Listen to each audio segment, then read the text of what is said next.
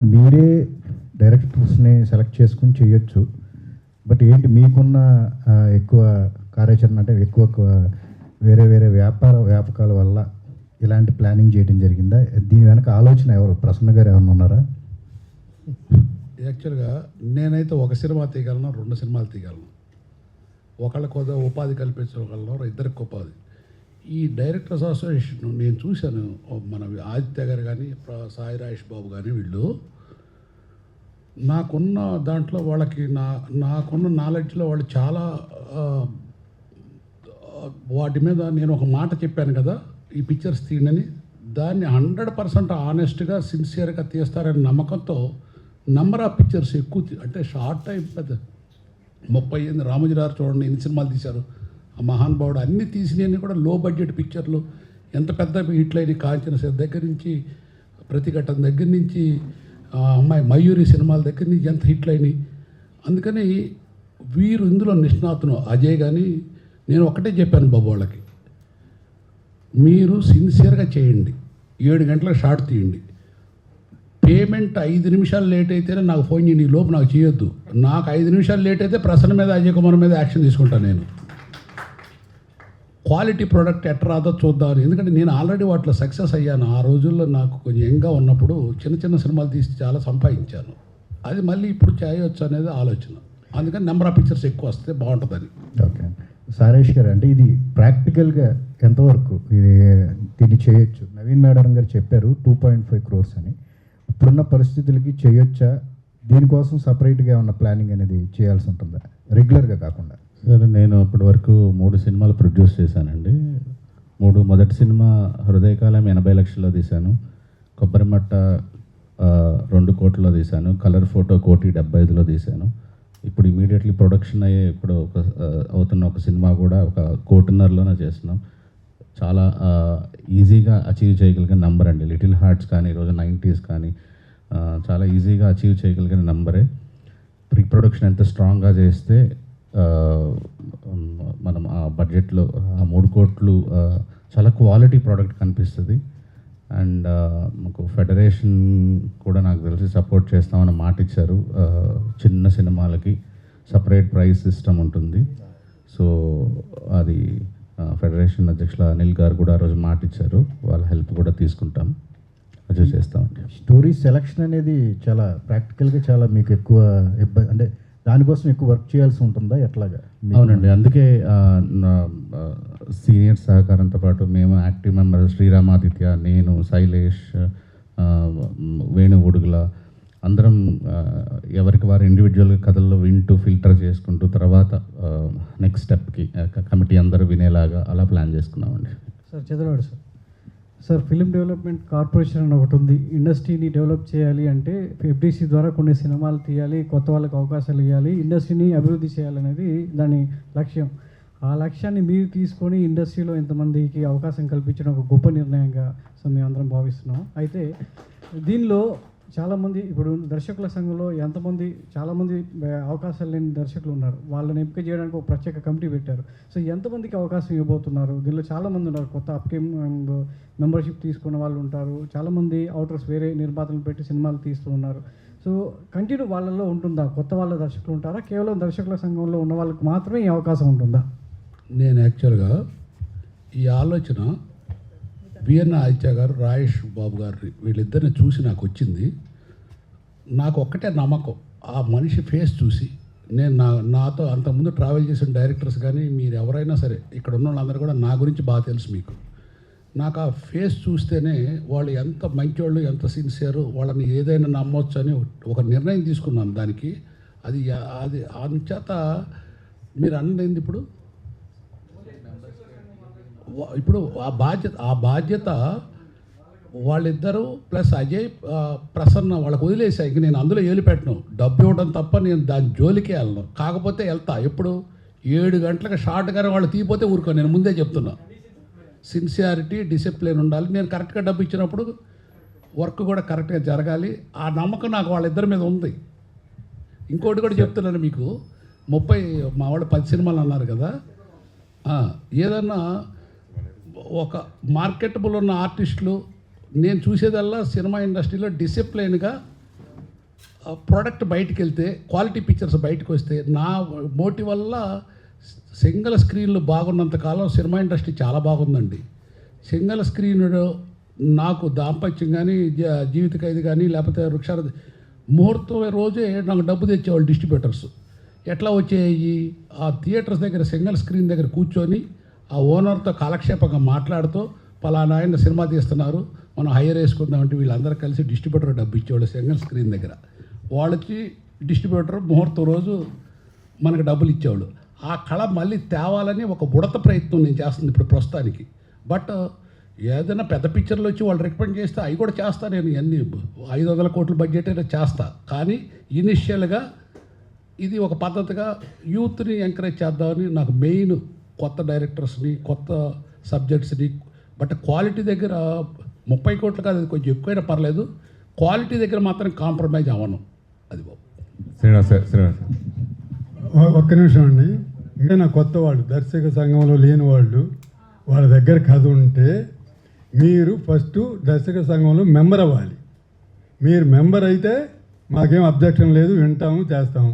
అంతేగాని ఇప్పుడున్న దర్శకుల సంఘం వరకేను కొత్త వాళ్ళని చేర్చుకోము, అలాంటిది ఏమీ లేదు. అదే నాకు అర్థమైంది, మీకు కరెక్ట్ ఆన్సర్ రాలేదని, అందుకని నేను చెబుతున్నాను. అలా జాయిన్ అయితే డెఫినెట్గా తీసుకుంటాం. వీళ్ళందరికీ మీ దగ్గర రిజిస్ట్రేషన్ చేసుకోవాలంటే కొత్త డైరెక్టర్స్ ఎంత ఫీ వసూలు ఏమన్నా ఉందా, దాని గురించి ఒక క్లారిటీ. అక్కడ మెంబర్షిప్ ఉంటుందండి. అసోసియేట్గా అయితే ఎంత, అసిస్టెంట్గా అయితే ఎంత అని చెప్పనేసి అని తక్కువే ఉంటాయి. చాలా తక్కువ ఉంటాయి. ఎఫర్టబుల్లోనే ఉంటుంది డెఫినెట్గా. అది చేయగలరు. ఆ తర్వాత అంటే ఈయన ఉద్దేశం ఏంటంటే మెయిన్ శ్రీనివాసరావు గారి పాత పద్ధతుల్లో హీరో అయినా కూడా ప్రొడ్యూసర్ అండ్ డైరెక్టర్ కంట్రోల్లో ఉండాలి అనేది ఆయన మెయిన్ ఎయిమ్ అండి. దానికోసం అని చెప్పనేసి ఇప్పుడు పెద్ద హీరో అయినా ఎవరైనా కూడా 7 గంటలకి షార్ట్ వస్తాడు, లేకపోతే 7 గంటలు కాకపోతే 9 గంటలకైనా కరెక్ట్గా వస్తారు చెప్పిన టయానికి అనేది నమ్మకం ఉండి అయితే వాళ్ళతో చేస్తానంటాడు. కానీ పెద్ద హీరోలు ఎవరు మనం కంట్రోల్లో ఉండరు, ఏ డైరెక్టర్ కంట్రోల్లో లేరు. అందుకని ఆయనకి లేకపోతే పెద్ద సినిమాలు చేయకూడదని కానీ అట్లాంటిది ఏమీ లేదు, కంట్రోల్ ఉండదని చెప్పనేది ఆయన మెయిన్ కంట్రోల్లో చూసుకుంటుంటారు అనమాట. అది ఆయన మెంటాలిటీ. అది చేయరు. ఇప్పుడు పెద్ద బ్యానర్స్ అన్నీ కూడా ఓటీటీ మీద డిపెండ్ అయ్యి సినిమాలు చేస్తూ ఉన్నారు. ఎస్పెషల్లీ ఇప్పుడు మీరు చేసే అన్ని చిన్న సినిమాలు. సో మినిమం గ్యారంటీ అనేది ఇప్పుడు ఓన్లీ ప్రధానంగా ఓటీటీ మీద 90% ఓటీటీ మీద వస్తేనే మనం సేఫ్ అవుతున్నాం. సో అలా పెద్ద కంపెనీలని ఓటీటీ టైప్ అయి ముందే అప్రూవల్ తీసుకుని, సబ్జెక్టులు అప్రూవల్ తీసుకుని వాళ్ళు సినిమాలు తీయడం ధైర్యంగా స్టార్ట్ చేస్తారు. అలా అప్రూవ్ అయిన సినిమాలు ఎక్కువ జరుగుతూ ఉన్నాయి. అలా డైరెక్టర్ స్టేషను ఏదైనా ఓటీటీతో టైప్ అయ్యి ఈ 10 సినిమాలు వాళ్ళతో చేస్తారా, లేదా డైరెక్ట్గా తీసి, అంటే థియేటర్కి ఎవరు రావట్లా, కొత్త వాళ్ళతోటి 3 కోట్లు తీసినా 2 కోట్లు తీసినా ఓ సినిమా 100లో దాదాపు సంవత్సరానికి 300 సినిమాలు వస్తే ఇట్టే 5 సినిమాలు 2 సినిమాలే, లేదా 3 సినిమాలు, లేదా 5 సినిమాలు, అంతకుమించి అవ్వట్లా. సో దీన్ని ఏ విధంగా సేవ్, ఎందుకంటే మీరు వచ్చే అమౌంట్లో 50% మళ్ళీ అసోసియేషన్కి వెల్ఫేర్ కోసం దీనికోసం ఉపయోగిస్తున్నారు కాబట్టి అది ఏ ప్రక్షాళన దేంతో ప్లానింగ్తో మీరు చేస్తారని అడిగితే, ఇప్పుడున్న బిజినెస్ ప్యాటర్న్లో అదర్ వే రౌండ్ కూడా ఉందండి. థియేటర్లో సినిమా మంచి రివ్యూస్ వచ్చి బజ్ క్రియేట్ అయిన సినిమాలకి ఓటీటీ ప్రైస్ తర్వాత డిసైడ్ అయినవి కూడా చాలా సినిమాలు హిట్లు ఉన్నాయి. సో ఇది మేము ఒక్కొక్క సినిమా మొదలు పెట్టేటప్పుడు దీని మీద దీని స్కేల్ ఏంటి, దీని బ్యాండ్విడ్త్ ఏంటి, దీని బిజినెస్ ప్రపోజిషన్స్ ఏంటి అని ఆ పర్టికులర్ కథని, అందులో క్యాస్టింగ్ని, దాని బడ్జెట్ని బట్టి ఫైనలైజ్ చేసుకుని వెళ్తాము. దానికి కమిటీ మొత్తం అందరూ అవసరం. ఎందుకంటే సాయి రాజేష్ గారు ఓన్లీ డైరెక్టర్ రైటరే కాదు, ఆయన ఒక ప్రొడ్యూసరు, నవీన్ మేడం గారు ఒక ప్రొడ్యూసరు, వేణు ఊడుగల్ గారు ఒక ప్రొడ్యూసరు. సో ఇంతమంది, ప్రసన్న గారు బై హిమ్సెల్ఫ్ ఒక ప్రొడ్యూసరు. వీళ్ళందరూ ఓన్లీ డైరెక్టర్లుగా ఉన్నది సముద్ర గారు, అజయ్ గారు, వీళ్ళు డైరెక్షన్లో ఉన్నారు, నిష్ణాతులు. అది మీరు ప్రొడ్యూస్ చేసి ఉండరు, ఎందుకంటే ఆయన ఉన్నప్పుడు మీకు అవసరం ఏంటని అందుకని నేను మీ పేరు అందులో చెప్పలేదు. అదే ఓకే అయితే సో అలా, బట్ బాగా ప్రొడక్షన్ తెలిసిన డైరెక్టరు. అలా వీళ్ళందరూ ఉన్నప్పుడు అది బిజినెస్ అప్పటికప్పుడు ఆ కంటెంట్ని బట్టి బిజినెస్ చేయటమే వైస్ డెసిషన్ అని నేను అనుకుంటున్నాను. అజయ్ గారు, నిజంగా యంగ్స్టర్స్ కొత్త టాలెంట్ ఉండొచ్చు, వాళ్ళు ఎంకరేజ్ చేయడంలో తప్పులేదు. కానీ ఒకప్పుడు బ్లాక్ బస్టర్ సినిమాలు ఇచ్చిన, ఇప్పుడు మీరే కావచ్చు, మాతో దేవో అలాంటి సినిమాలు ప్లస్ ఎన్నో అద్భుతమైన సినిమాలు ఇచ్చారు. ఇప్పుడు చేయాలని మీకు ఇంట్రెస్ట్ ఉంటుంది, ఒక ఏజ్ దాటిన తర్వాత ఆఫ్టర్ 50+ కూడా చేయాలని ఉంటుంది. సో వాళ్ళు ఖాళీగా ఉండి నాకు మరీ అవకాశం కొట్టడం, మళ్ళీ రీఎంట్రీ అవ్వాలి, రీసక్సెస్ కొట్టాలని రీఎంట్రీ ఇచ్చిన హీరోలు కానీ రీఎంట్రీ ఇచ్చిన చాలామంది సక్సెస్ అవుతూ ముందుకు వెళ్తారు. అలా పెద్దవాళ్ళు కూడా మీరు అవకాశం ఉంటుందా, దీంట్లో ఈ అవకాశం ఉంటుందా? ఉంటుందండి. ఎందుకంటే వాళ్ళైనా సరే సిస్టమ్ ఫాలో అవ్వాలి. ఇప్పుడు నేను కథ చెప్పదలుచుకుంటే ఇప్పుడు వాళ్ళ కమిటీ ఉంది కదండి, ఆ కమిటీ దగ్గరికి వెళ్ళేసి మా సబ్జెక్ట్ చెప్పాలి. ఎవరైనా సరే, పెద్ద డైరెక్టర్ అయినా చిన్న డైరెక్టర్ అయినా ఓ ప్రొడ్యూసర్ అయినా, ప్రొడ్యూసర్స్ కూడా వచ్చి చెప్పొచ్చు, తప్పేం లేదు. బట్ సిస్టమ్ మాత్రం ఫాలో అవ్వాల్సిందే. ఆ కమిటీ అప్రూవల్ చేసుకుంటేనే దీంట్లో వస్తారు. నేను సపరేట్గా చేసుకోవాలని నాకు ఇంట్రెస్ట్ ఉంటే నేను వేరే ప్రొడ్యూసర్ని పెట్టుకొనేసి ప్రొడ్యూసర్ ద్వారా డైరెక్ట్గా శ్రీనివాసరావు గారికి ద్వారా వెళ్ళిపోతాను నాకు చేయదలుచుకుంటే. బట్ ఈ సిస్టంలో దీంట్లోకి రావాలంటే నేనైనా సరే ఎవరైనా సరే కమిటీ మెంబర్, కొత్త వాళ్ళని ఏం లేదండి, ఎవరైనా సరే చెప్పొచ్చు కదా. ఆ కమిటీకి నచ్చితే డెఫినెట్గా ఎవరైనా చేయొచ్చండి. శ్రీనివాస్ గారు, మీరు మొన్న రీసెంట్గా అనౌన్స్ చేసిన జర్నలిస్ట్కి, సినిమా జర్నలిస్ట్కి 100+ అనౌన్స్ చేస్తుంది. అంటే ఎవరు కల్లో కూడా ఊహించింది జరిగింది జరుగుతుంది అని ఎవరు నిజమా ఇది నమ్మలే, నిజంగా మొన్న వరకు జరుగుతుంది, మళ్ళీ కొత్తది బాంబు ఇప్పుడు ఈరోజు పేర్చారు. రెండోది సో అంటే ఎవరు ఊహించలేదు సార్. 10 సినిమాలు అవకాశం రావడం నిజంగా ఎన్నాళ్ళ నుంచో తిరిగి రోడ్ల మీద తిరిగి టాలెంట్ ఉన్న వాళ్ళు ఎంతో మంది అవకాశం లేక దొరక్క ఉన్నారు. నిజంగా 10 మంది అవకాశం అంటే చాలామంది ప్రతిరోజు బోల్డ్ రకాలుగా ఉపయోగపడే ఉంటారు. నాకు నిజంగా ఇప్పుడు ఈ ప్రసన్న గారు ఇందాక చెప్పినట్టు వీళ్ళందరూ మాట్లాడిన తర్వాత దాసనారాయణ గారు లేని లోటు మీరు తీరుస్తున్నారేమో అనిపించే విధంగా ఇప్పుడు ఇవన్నీ బయటకు వస్తున్నాయి అనిపిస్తుంది నాకైతే. ఐ హార్ట్ఫుల్, నిజంగా కంగ్రాచులేషన్స్ అండి. సో ఈ రెండు మీలో ఇంత మార్పు ఎందుకు వచ్చింది, దానికి కారణం ఏంటి అంటే? నాదల్లా ఒకటే బాబు, సినిమా ఇండస్ట్రీ బాగుండాలి. సినిమా ఇండస్ట్రీ నమ్ముకుని చాలామంది వస్తారు, డైరెక్టర్సు, ప్రొడ్యూసర్సు, ఆర్టిస్టులు, వాళ్ళందరూ కూడా. ఇప్పుడు ఎవరైనా ప్రొడ్యూసర్ దగ్గర ఒక కథ ఉండి వీళ్ళని అప్రోచ్ అయితే ఆ కథ నచ్చితే వాళ్ళు సినిమా తీస్తారు కదా, మా వాళ్ళే తీస్తారు. దానికి ప్రొడ్యూసర్ కావాలంటే వాళ్ళు నచ్చితే వాళ్ళు నేర్చుకోమని చెప్తాను. నాకు కావాల్సిందల్లా సినిమా ఇండస్ట్రీలో మంచి సినిమా బయటికి రావాలి, అది ఒకటే నాకు స్వార్థం. సాయి రాజేష్ గారు, సో 3 కోట్లతో సినిమా అంటే ఆర్టిస్టుల రెమ్యునరేషన్ ఈరోజు చాలా ఎక్కువ ఉంది. సో కొత్త వాళ్ళని తీసుకుంటారా ఏంటి ప్లాన్ ఆర్టిస్టుల విషయంలో? మా రూల్స్కి లోబడి పనిచేసి ఎవరికైనా ఇస్తామండి. అంటే మేబీ ఒక యాక్టర్ని ప్రాఫిట్ షేరింగ్లో తీసుకురావచ్చు. పూర్తిగా ఇంకా పూర్తి డీటెయిల్స్ అజయ్ గారి చైర్పర్సన్ ఆయన గైడెన్స్లో తీసుకొని తర్వాత తెలియజేస్తాం. బట్ ఎవరైనా సరే మేము పెట్టిన రూల్స్లో స్క్రిప్టింగ్ కానీ, కాస్టింగ్ కానీ, ఎవ్రీథింగ్, ప్రొడక్షన్ కానీ చేయగలిగిన వాళ్ళకి, కొత్త వాళ్ళైనా ఆల్రెడీ ఎస్టాబ్లిష్డ్ అయినా ఎనీ టెక్నీషియన్కి ఈ రూల్ వర్తిస్తుంది. Thank you. శ్రీనివాస్,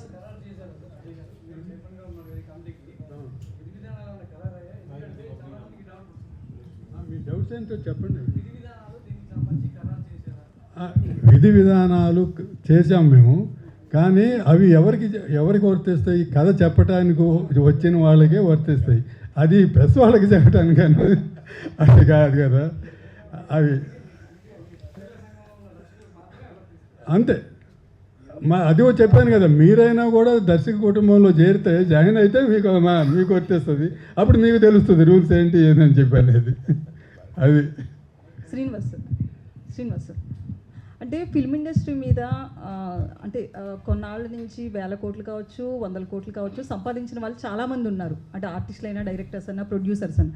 కానీ మీలా ఎవరు ముందుకు వచ్చి కరోనా టైంలో కావచ్చు, లేకపోతే చిత్రపురి కాలనీ వాళ్ళకి కావచ్చు, లేకపోతే రేపు జర్నలిస్టులకు కావచ్చు, ఈరోజు డైరెక్టర్స్ కావచ్చు, ఇలా ముందుకు వస్తున్న వాళ్ళు చాలా రేరుగా అనడం కంటే కూడా లేరని చెప్పాలి. సో ఏ పాయింట్ మీద ఇవన్నీ చేస్తున్నారంటే మీకు ట్రిగర్ అవుతున్నది? ఇలా సాయం చేయడంలో కూడా ఒక ఆనందం ఉంటుందనా, లేకపోతే ఎవరికైనా సరే చాలా ఇబ్బందులు ఉంటాయి, అలా చూసినా కూడా స్పందించరు చాలామంది. సో మీకు ట్రిగర్ అవుతున్న పాయింట్లు ఏంటి? నేను ఇవాళ కాదమ్మా, చాలా రోజుల నుంచి. ఇప్పుడు ఒక టీవీలో వస్తే ఒక టీవీలో ఒక కుటుంబంలో, మన సినిమా ఇండస్ట్రీ కాదు, ఒక కుటుంబం పోలియో పోయి సిద్దిపేట దగ్గర 4 అన్నదమ్ములు కాళ్ళు లేక చిన్న పిల్లలు కూర్చొని ఉంటారు. వాళ్ళ అక్కయ్యకి, అమ్మకి, నాన్నకి, అందరికీ కాళ్ళు, పిల్లలకు కూడా. అంటే నేను చెప్పుకోకూడదు, ఊరి చెబుతున్నా. నేను ఎందుకు చెప్తున్నానంటే, నేను నా సొంత నాలెడ్జ్తో అనుభవంతో చెప్తున్నా. ఆ పిల్లలకి నేను 1 లక్ష రూపాయలు ఇచ్చా ఫస్ట్ టైం. వాళ్ళకి సొసైటీ మొత్తం కలిపి దాదాపు 2 కోట్లు వచ్చినాయి నేను ఇచ్చిన లక్ష్యంతో మొదలుపెట్టి. వాళ్ళు ఏం చేశారు, ఇల్లు కట్టుకొని ఆ వచ్చిన డబ్బులు మిగతా అంగవైకల్యులకు ఇచ్చారు. అట్లానే ఇప్పుడు దేవుడు నాకు ఈ అవకాశం ఇప్పించారు ఒక సినిమా ఇండస్ట్రీలో మంచి పని చేయడానికి. మిగతా వాళ్ళు నేను ఏమి విమర్శించను. దేవుడి దేవుళ్ళు క్లిక్ అయితే అందరు తీస్తే ఇంకా మంచిది కదా. భగవంతుడు అందరి చేత తీయించాలి. అందరికీ మన డైరెక్టర్ అసోసియేషన్ నేను బాధ్యత పెడతానికి కారణం డైరెక్టర్ అసోసియేషన్ అయితే సిస్టమ్. ఇప్పుడు కరోనా టైంలో ప్రసన్న గారు చెప్పారు. ప్రసన్నగా నేను చెప్పింది ఏంది, నా పేరు చెప్పొద్దు, ప్రసన్న ప్రొడ్యూసర్ కౌన్సిల్ ఛాంబర్ తరపున మీరు ఇవ్వండి అని పంపించాను. ఇది కూడా వారు అందరికి తెలుసుద్దనే మంచి ఉద్దేశంతో పెట్టారు తప్ప ఒక మంచి పనికి నాకు నేనేమైనా చేస్తే నేను ఎవరికైనా ఇస్తే నేను ఇచ్చాను అనుకోను. నేను అదృష్టవంతుడిని అనుకుంటున్నాను ఒక మంచి పని చేయడానికి దేవుడు నా చేత ఇప్పించాడని. అంతే. ప్రసన్న గారు ఒక్క నిమిషం అండి. మీరు ఎందుకు ఆయన అడిగారు కదా, మీకు ఎందుకు అనిపించింది అంటే ఆయన మెంటాలిటీ. ఆయన ఒకటే చెప్తాడు ఏంటంటే, ఆయన సినిమా చూడటానికి అంటే బిగినింగ్ చిన్నప్పుడు వాళ్ళ స్తోమత అంత కుటుంబం ఉన్నది కాదు, ఏమని సినిమాలు కూడా పంపించేంత స్తోమత ఉన్నవాళ్ళు కాదు. ఈయన స్వయంగా ఆ రోజుల్లో కప్పలు పట్టుకొని ల్యాబొరేటరీస్, కాలేజీ ల్యాబొరేటరీస్ ఉంటాయి చూడండి, వాళ్ళకి అమ్ముకొని ఆ డబ్బులు వస్తే ఆ డబ్బులతో సినిమా చూసి ఎంజాయ్ చేసేవాళ్ళు. అది ఇప్పుడు కూడా మర్చిపోదు. నేను వచ్చేటప్పుడు ఏమీ తీసుకురాలేదు ఇక్కడికి, నాకు ఇంత బాగా కలిసి వస్తుంది. తర్వాత ఇంకోటి ఏంటంటే ఆయన మెంటాలిటీ, నా పిల్లలకి నేను ఎడ్యుకేషను అంతా వాళ్ళని చేసి పెద్దలు చూపిస్తా కానీ ఆస్తులు వాళ్ళకి ఇచ్చేసి కొన్ని కూర్చొని తినమని నేను చెప్పను. ఆ మెంటాలిటీ. అందుకని ఇప్పుడు పిల్లలకి కానీ కూర్చోబెట్టి తినిపించాలనుకున్నప్పుడు డబ్బు వస్తుంది, కలిసి వస్తుంది. ఏది కొన్నా కూడా ఏం చేసినా కూడా కలిసి వస్తుంది. అందుకని నాకు కలిసి వస్తుంది కాబట్టి ఈ డబ్బు నలుగురికి సహాయం చేస్తాను. నేనేం వచ్చేటప్పుడు నా ఇంటి దగ్గర నుంచి తీసుకురాలేదు, ఇదంతా నా సంపాదనే అని చెప్పనేసి పిల్లలు ప్రయోజకులు అవ్వాలంటే నేను డబ్బును వాళ్ళకి మూటలు ఇవ్వకూడదు, వాళ్ళని ఎడ్యుకేట్ చేయాలి అంతే అని చెప్పని ఆ సిస్టమ్ మెంటాలిటీ అది. అందుకని ఖర్చు పెడుతున్నారు. తక్కిన వాళ్ళందరికీ ఎవరికి ఉంటుంది అది, నా పిల్లలకి వెళ్ళాలి, తర్వాత మన వాళ్ళకి వెళ్ళాలి, ముత్తోతలు ఎవరికో వాళ్ళకి ఇవ్వాలని ఉంటుంది. కానీ అది మెంటాలిటీ, ఆయన మెంటాలిటీ. అందుకని ఆయన హెల్ప్ చేస్తుంటారు. ప్రసన్న గారు సార్, ఇప్పుడు ఎప్పటి నుంచో ఇండస్ట్రీలో మీరు కూడా ఎన్నోసార్లు మాట్లాడడం జరిగింది, ఈఎఫ్ఓ క్యూ ఛార్జీలు చాలా ఒక దోపిడీలాగా జరుగుతుందని చెప్పి. అలాగే ఈ మధ్యకాలంలో మలయాళంలో ప్రొడ్యూసర్స్ తరపున ఒక విధానం ఒకటి ఏర్పాటు చేశారని కూడా మనం చూస్తున్నాము. అలాగే మీరు మన చంద్రవాడ శ్రీనివాసరావు గారి సహాయ సహకారాలతోటి మన తెలుగు ఇండస్ట్రీకి అటువంటి పరిష్కారం సూచించే ఆలోచన ఏదైనా ఉందా? జనరల్గా విపిఎఫ్ దాంట్లో ప్రొడ్యూసర్స్ కౌన్సిల్, మలయాళ ప్రొడ్యూసర్స్ కౌన్సిల్ వాళ్ళే స్టార్ట్ చేశారు. ఇవాళ 150 థియేటర్ల దాకా వాళ్ళు పెరిగారు. వాళ్ళకి విపిఎఫ్ ఛార్జెస్ లేవు. డెఫినెట్గా గత ప్రభుత్వం అప్పుడు కూడా యాక్చువల్గా శ్రీనివాసరావు తెలుసు, యాక్చువల్గా ఎన్టీవీ చౌదరి గారు నేను అప్పుడు సీఎం కూర్చుని దాన్ని మాట్లాడటానికి ఒక ప్రపోజల్ జరిగింది.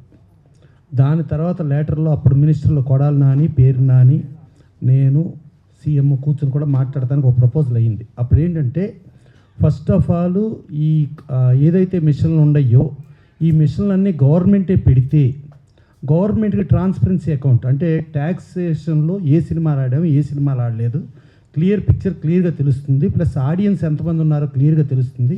ఇదే కాకుండా గవర్నమెంట్ డెవలప్మెంట్ ప్రోగ్రామ్స్ కూడా థియేటర్స్ ద్వారా టెలికాస్ట్ చేసుకోవడానికి గవర్నమెంట్కి అవకాశం దొరుకుద్ది అని చెప్పి క్లియర్గా చెబితే గవర్నమెంట్ కూడా యాక్సెప్ట్ చేసిన పొజిషన్ వచ్చింది.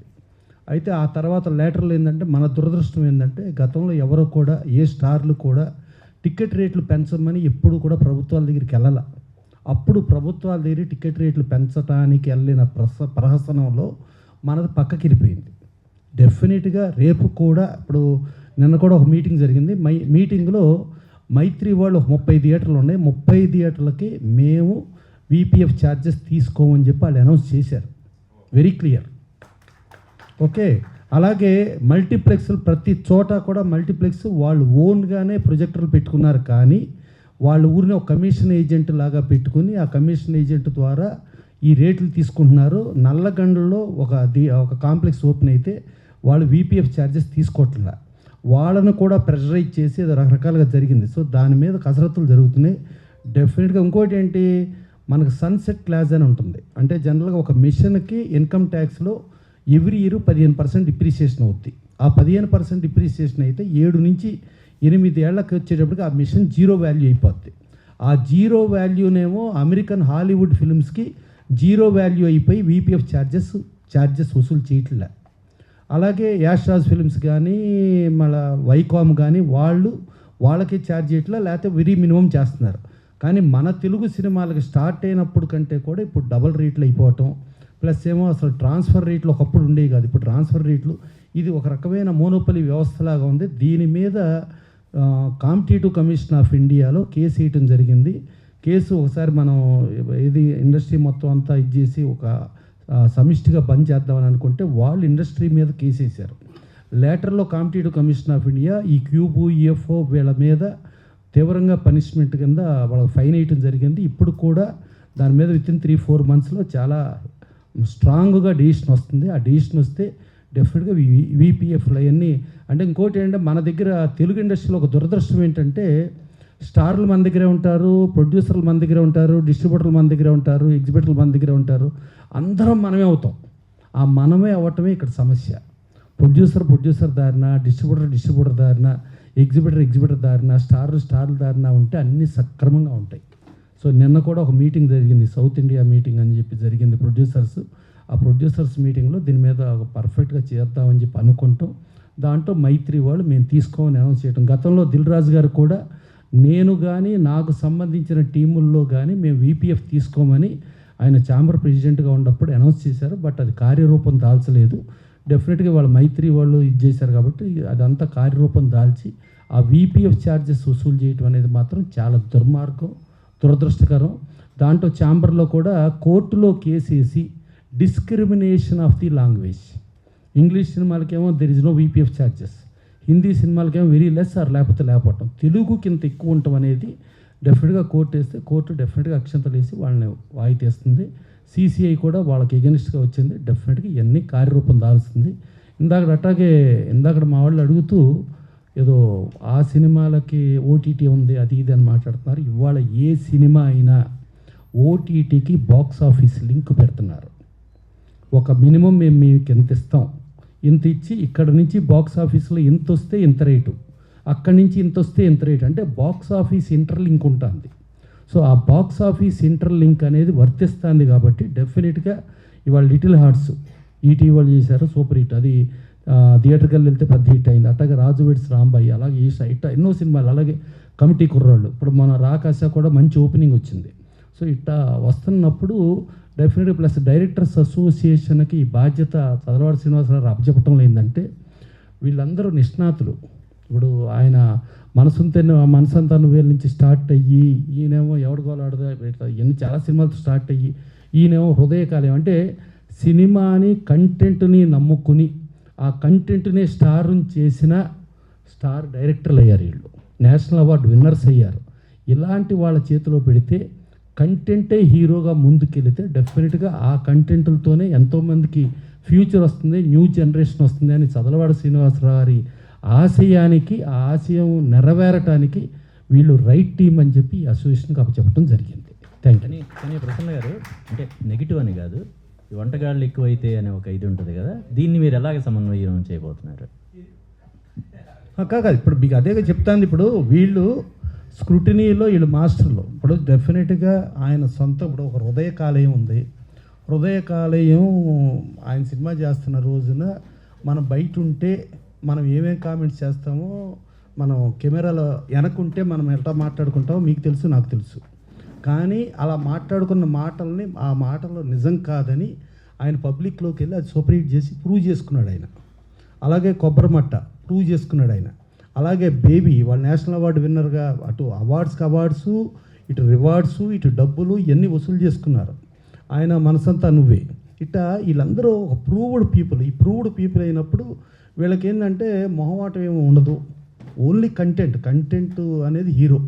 ఇవాళ ఈటీవీ వాళ్ళు ఇవాళ ఏదైతే ఆ కంటెంట్ని హీరోగా పెట్టుకుని వాళ్ళు లిటిల్ ఆర్ట్స్ అని, రాజు వెడ్స్ రాంబాయ్ అని, ప్లస్ ఇంకోటి ఏంటి ఈయన యాజ్ ఇట్ ఈజ్ ఇక్కడ ఫిలింనగర్ కల్చరల్ సెంటర్లో వీళ్ళది మీటింగ్ పెట్టుకున్నారు, ఎలక్షన్ మీటింగ్ పెట్టుకుని ఎలక్షన్ మీటింగ్లో చెప్పే బిఫోరే దాని కన్సర్న్ పీపుల్ అంటే ఇప్పుడు లిటిల్ హార్ట్స్ కానీ రాజువీడ్స్ రాంబాయ్ కానీ ఇవన్నీ రిలీజ్ చేసింది వంశీ, ఆయన చేశాడు, వంశీ నందిపాటని. ఆయనతో క్లియర్గా ఈయన అన్నీ మాట్లాడుకుని ప్రాక్టికాలిటీతో పక్కాగా అనుకున్న తర్వాతే ఈయన అక్కడ అనౌన్స్ చేయడం జరిగింది. ఏదో ఊరికినే వాగ్దానాల కింద కాదు, చాలా ప్రాక్టికల్గా. ఆ ప్రాక్టికల్ ఆ బ్యాచ్లో ఉన్నారు, ఇటు శ్రీనివాసరావు ఉన్నారు, ఇవన్నీ ఉండి ఈయనని నమ్మారు, ఓటరు నమ్మి ఈయన టీంని అంత ఇదిగా గెలిపించారు. సో డెఫినెట్గా ఆ టీం గెలిపించిన దానికి కూడా కృతజ్ఞతగా వీళ్ళు అదే దిశలో ముందుకెళ్తున్నారు. ముందుకెళ్ళి ఫ్యూచర్ జనరేషన్కి ఎప్పుడైనా న్యూ టాలెంట్ వాళ్ళు వస్తేనే ఇండస్ట్రీ బతుకుద్ది. అంతేగాని ఒకసారి సక్సెస్ అయిపోయిన వెనకమాల వెళ్తే వాళ్ళకి ఒక సర్టన్ పీరియడ్కి ఆగిపోతారు. మళ్ళీ న్యూ జనరేషన్ రావాలి. ఆ new generation is most important. Thank you. Rajesh గారు, ఇది ఇప్పుడు చదలవాడి శ్రీనివాసరావు గారు సహృదయంతో ఎంతో ముందుకు వచ్చారు. మీకు అసోసియేషన్, మీ యంగ్ టాలెంటెడ్ కొత్త టీంని ఎంకరేజ్ చేయడానికి ఆయన కొంత ఫండ్ చేస్తున్నారు. అది ఖచ్చితంగా దర్శకుల సంఘానికి 50% ప్రాఫిట్ని కూడా ఉపయోగపడే విధంగా చేస్తుంది. కాబట్టి ఇలాంటి ఒక మంచి కార్యక్రమానికి మీ డైరెక్టర్స్ అసోసియేషన్లోనే ఎంతోమంది స్టార్ డైరెక్టర్లు ఉన్నారు, మీకు వాళ్ళని కూడా దీనిలో ఉపయోగించుకునే అవకాశం ఉందా? అంటే స్టార్ డైరెక్టర్లు సపోర్ట్ పబ్లిసిటీ గురించో లేకపోతే వేరే రకంగా యూజ్ చేసుకోగలం, కానీ ఐ థింక్ స్టార్ డైరెక్టర్స్ ఈ బడ్జెట్లో లోబడి సినిమాలు తీయటము ఏమో, మా స్టార్ డైరెక్టర్స్లో కూడా చదలవాడి శ్రీనివాసరావు గారు లాంటి మనసున్న స్టార్ డైరెక్టర్స్ ఎవరైనా ముందుకు వస్తారేమో చూద్దాం. అంటే సురేష్, ఇందాక నువ్వు అన్నావు కదా ఓటీటీ, అవునా? మీరు కూడా జాగ్రత్తగానండి. ఉండు నాయన చెప్పండి. ఉండు నన్ను మాట్లాడి. బిచ్చగాడి సినిమా నీకు తెలుసు కదా, నువ్వు ప్రముఖుడవే కదా అందులో. బిచ్చగాడి సినిమా మీరు కూడా కొంచెం జాగ్రత్తగానండి. 45 లక్షలకు కొన్నా తెలుసు కదా. ఆ సినిమా ఏదో డిస్ట్రిబ్యూటర్స్ ఎవరో కొద్దిగా అడిగితే నేను ఇవ్వలేదు ఆ సినిమా. పోయింది 45 లక్షలు ఏముందని. ఆ సినిమాకి ఆ అమ్మాయి మన వియాంతోని గారి భార్య రిలీజ్ అయిన 3వ రోజు నన్ను అడిగింది, ఏది శాటిలైట్ ఒక 5 లక్షలు ఇవ్వమ్మా అన్న. 2 లక్షలు ఇస్తారండి అంది ఆవిడ కూడా. వద్దులేమ్మా అన్న. అయిపోయిందా? 50వ రోజు ఒక జర్నలిస్ట్ ఒక మంచి సినిమాని ఏ స్టేజ్కి తీసుకెళ్తారో బిచ్చగాడ సినిమా ఉదాహరణ. జర్నలిస్టులు అంత పబ్లిసిటీ ఇచ్చి, ముఖ్యంగా ఆంధ్రజ్యోతి ఆ సినిమాని ఆకాశాన్ని తీసుకెళ్ళింది. ఉన్నమాట చెప్తున్నా, ఎవరేమనుకోద్దు, నా మనసులో మాటలో చెప్పేస్తారు. 50వ రోజు ఆవిడ ఎంత కొంది ఆ సినిమా? 4.5 కోట్లకు కొన్నారు. సినిమా ఇండస్ట్రీలో 45 లక్షలకి అమ్మిన నిర్మాత, నెగిటివ్ మొత్తం తెలుగు వర్షన్ 45 లక్షలకి అమ్మిన నిర్మాత అదే సినిమాని తెలుగు ప్రేక్షకులు మీడియా ద్వారా మీరు చేసిన పబ్లిసిటీకి ఆదరించి హిందీ తమిళ కన్నా 10 టైమ్స్ తెలుగులో పెద్ద హిట్ అయితే 4.5 కోట్లకి ఆవిడ కొన్నారు. ఇంతటిది అయిపోయిందా? అది జెమిని టీవీకి ఆవిడ highest TRP in India till now. Bichagada అనే చిన్న సినిమా ఎంత కలెక్ట్ చేసింది? 45 కోట్లు కలెక్ట్ చేసింది. ఇవాళ ఆవిడకి షేరు జెమిని టీవీ. మన దగ్గర నాకు 100% రాజేష్ గారి మీద, మన ఆదిత్య గారి మీద, డైరెక్టర్ అసోసియేషన్ మీద పూర్తి నమ్మకం నాకుంది. దాని బాబు లాంటి సినిమాలు వీళ్ళు తీస్తారు, మీరు చూస్తారు. నేను మన దగ్గర ప్రోడక్ట్ ఉన్నప్పుడు ఎప్పుడు కూడా వాళ్ళు కొంటారు వీళ్ళు కొంటారు ఎదురు చూడకూడదు, తప్పు. ఫస్ట్ నిర్మాత అనేవాడు ఒక కుటుంబంలో ఇంటి పెద్ద భార్య, ఆవిడికి మనం డబ్బులు ఇస్తే ఆ పిల్లల్ని ఎట్లా పెంచుతారు, ఆ డబ్బు ఎట్లా సర్దుబాటు చేసింది ఇంట్లో, ఆ డ్యూటీ నేను ఇప్పుడు చేస్తాను. అందుకని నాకు 100% నమ్మ. నేను ఎవరిని సినిమా కొనమని అడగను, ఏ ఓటీటీ రమ్మని అనడం. క్వాలిటీ ప్రోడక్ట్ మాత్రమే మేము తయారు చేస్తాము. వాళ్ళు వచ్చి అమ్మితే నాకు ఓన్లీ మంచి సినిమా తయారు చేయడానికి నా ధర్మం నిర్మాతగా నేను చేస్తాను. ఈ వెస్ట్ గోదావరిలో 6వ రోజు తర్వాత అన్ని సెంటర్లు తీసేశారు. 7వ రోజు సినిమా లేదు, ఒక పెద్ద సినిమా వేసుకున్నారు. 7వ రోజు మార్నింగ్ షోకి ఆ పెద్ద సినిమా కొంచెం షేక్ అయ్యింది. మ్యాట్ని నుంచి స్టార్ట్ అయ్యి మెల్లగా కొనకటం మొదలెట్టారు. ఫస్ట్ షోకి మళ్ళీ సినిమాలు వేసుకుంటాం మొదలెట్టారు. అట్టా ఎన్నెన్నో పెద్ద పెద్ద సినిమాలు వచ్చినాయి. ఎన్ని పెద్ద సినిమాలు వచ్చినా 100 రోజులు నాన్ స్టాప్. మీ అంబికాలో 3 థియేటర్లో కూడా 100 రోజుల వరకు ఆడి అంబికా కాంప్లెక్స్కి నిండిపోయి తర్వాత కొయ్యలగూడు అనే సెంటర్లో ఒక 25,000 30,000 హైర్కి వచ్చారు. హైర్కి ఇవ్వాల. తీరా చూస్తే ఆ కొయ్యలగూడెంలో దాదాపు 4 లక్షల పైన షేర్ వచ్చింది. ధవళేశ్వరం అనే చోట మ్యాక్సిమం 2.5 లక్షలు 2 లక్షల షేర్ వస్తే ఎక్కువ. అట్లాంటి చోట 10 లక్షల షేర్ వచ్చింది. అది బెచ్చగాడు. నెంబర్ ఆఫ్ డేస్ తగ్గి బడ్జెట్ బాగా కలిసి వచ్చింది బాబు. ఉదయం 7 నుంచి 11 గంటల దాకా మంచి వర్క్ జరుగుతుంది, క్వాలిటీ ప్రోడక్ట్ బయటకు వచ్చింది. అందుకని మన వాళ్ళ అగ్రిమెంట్ వాళ్ళు చేసేది కూడా ముందుగానే క్లియర్గా చెబుతారు, బాబు మేము ఈ టైంలో సినిమా తీస్తాము, ఈ టైంకి చేస్తారని అన్నీ ఒప్పుకున్న తర్వాత వాళ్ళ ప్రోడక్ట్ పెడతారు. అందుకే కదా నేను డైరెక్టర్స్కి అప్పచెప్పింది బాధ్యత. Director is captain of the ship, that's all.